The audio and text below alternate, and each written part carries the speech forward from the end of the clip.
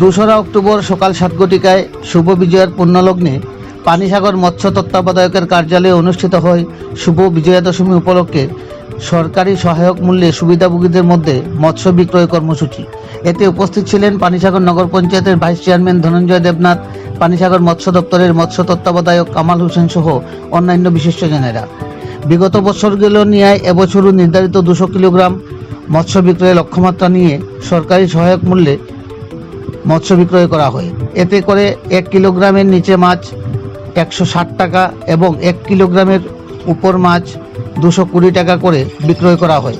বিক্রয় করা মৎস্যগুলোর মধ্যে রয়েছে রুই, কাতলা, মৃগেল, চাপাপুটি, সিলভার কার্পের মতো প্রজাতি।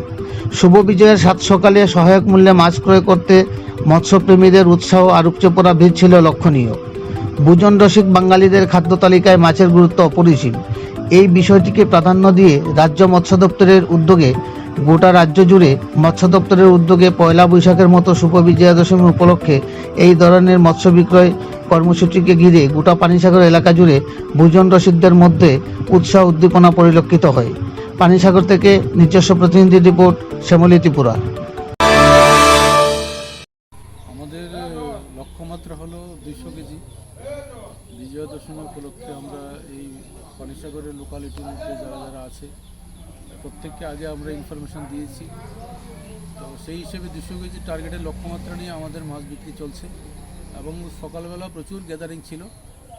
আমরা কেজির নিচে হলে 160 টাকা করে বিক্রি করি সরকারি রেট, আর কেজির উপর হলে 220 টাকা করে বিক্রি করছি। এই হিসেবে চলছে এবং এখনও লোক প্রচুর আসা যাওয়া করছে এবং আমরা মোটামুটি অনেকটা কভার করে ফেলেছি।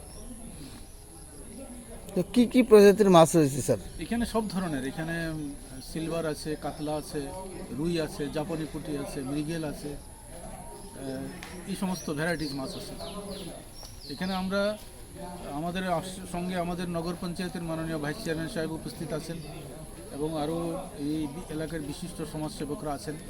তো আমরা সবাইকে নিয়ে বেশ উৎসাহ উদ্দীপনার মধ্য দিয়ে আমরা মাছ বিক্রি করছি।